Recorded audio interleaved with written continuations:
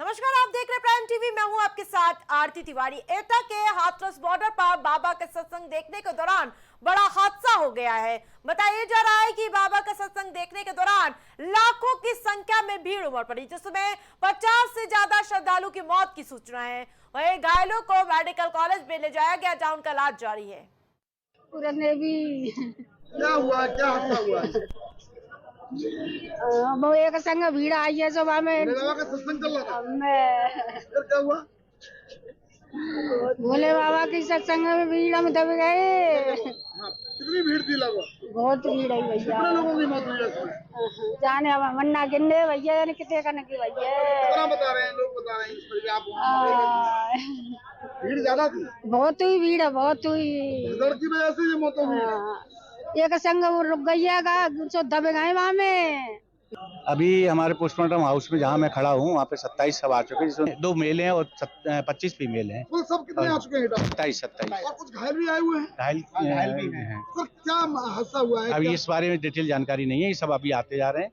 और अब जो तो सत्संग के दौरान हाँ, ये सुना है सर, सत्संग में भगदड़ के दौरान हुआ। ये बहुत ही दुखद घटना एक हुई है और सिकंदरा राऊ के पास हाथरस जनपद में एक मुगलगढ़ी गांव है, वहां पे भोले बाबा का प्रोग्राम चल रहा था। ये जो सूचना प्राप्त हुई है उसमें भगदड़ से लोगों की डेथ हुई है। हमारे यहाँ एटा हॉस्पिटल में अब तक 27 डेड बॉडी आ गई हैं, जिसमें 23 महिलाएं हैं, 3 बच्चे हैं और 1 पुरुष की डेड बॉडी है। और कुछ लोग घायल भी आए सर? घायल अभी नहीं आए हैं। सीएम योगी आदित्यनाथ की अध्यक्षता में कैबिनेट की बैठक हुई, जिसमें यूपी एग्रीटेक नीति 2024 को मंजूरी दे दी गई है। इसके अलावा कृषि विकास दर को 2 गुना करने का लक्ष्य रखा गया और साथ ही कैबिनेट में रखे गए 12 में से 11 प्रस्ताव को मंजूरी दे दी गई है।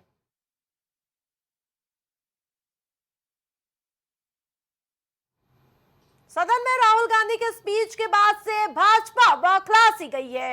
राहुल गांधी ने लोकसभा में करीब 1 घंटे 40 मिनट की स्पीच दी। इस दौरान हिंदुओं और हिंसा को लेकर दिए गए राहुल के बयान को लेकर संसद की कार्रवाई से उनके बयान हटाए गए हैं। उसके अलावा पीएम मोदी, अंबानी और अडानी कोटा में परीक्षा के सेंट्रलाइजेशन, अग्निवीर और अल्पसंख्यकों के साथ भाजपा द्वारा अनुसूचित व्यवहार किए जाने पर आपत्ति जताई है। कैंची तो वो पूरे देश पे चला रहे हैं, अगर राहुल जी के भाषण पर चला रहे हैं।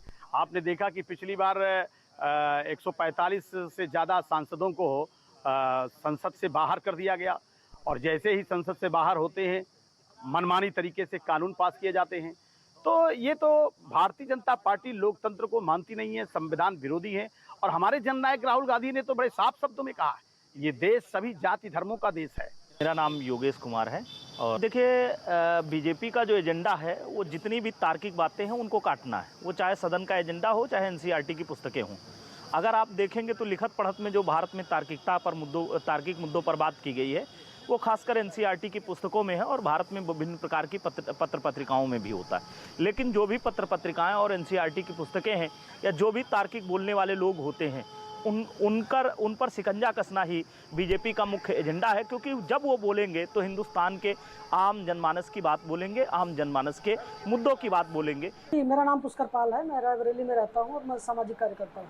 देखिए, राहुल गांधी जी आज के समय में देश के एक जननायक के रूप में बड़े नेता के तौर पर बनकर उभरे हैं और उन्होंने जो स्पीच दिया है वो इस देश की जन भावनाओं पे और इस देश के जन मुद्दों पे पूरा स्पीच दिया है। बहुत अच्छा और बहुत बेहतरीन स्पीच रहा, लेकिन दुर्भाग्यपूर्ण है कि उनका स्पीच संसद की कार्रवाई से काटा जाना तो बेहद दुर्भाग्यपूर्ण है। उन्होंने क्या बोला, जो कार्रवाई में उनकी बात को काट दिया गया, ऐसा क्या था? वो शिव का पोस्टर ले गए थे। भगवान शिव इस देश की जो हिंदू संस्कृति है उसकी सबसे गहरे प्रतीक हैं। उस गहरे प्रतीक को, हिंदू संस्कृति की गहरी प्रतीक को संसद की कार्रवाई से काटने का मतलब है कि भाजपा का हिंदू संस्कृति से उससे कोई लेना देना नहीं है, बल्कि वो ओछी और छिछली राजनीति करने में ही माहिर हैं। मैं विजय विद्रोही कम्युनिस्ट पार्टी माले की राज्य कमेटी का सदस्य हूँ। एक्चुअली जो सदन की पीठ है वो बहुत ईमानदार नहीं है और उन पर बहुत पहले से भी अध्यक्ष जी पर आरोप लगते रहे हैं इस तरह के। और उनका व्यवहार दरअसल में एक पार्टी के कार्यकर्ता वाला है, पार्टी के सांसद वाला काम वो कर रहे हैं। वो लोकसभा की अध्यक्ष की जो गरिमा है उसके विपरीत काम करते हैं वो।